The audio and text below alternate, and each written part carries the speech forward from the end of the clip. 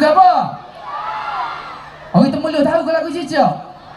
Imi nak test dulu sikit boleh? Cek cek cek cek cek cek. Aduh, cek cek cek cek cek cek.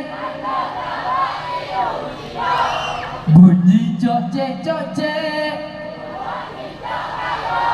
Kena beringat sikit. Aduh, tepuk tangan sikit dulu. Maknanya orang Temerloh malam ni boleh jadi cicak lah kau. Dah segera-gera dah. Okey. Yang terakhir daripada Imi, siapa untuk semua. Terimalah untuk anda. Cicak, kita nyanyi sama-sama lagu ni boleh? Yang ada lampu telefon tu buka.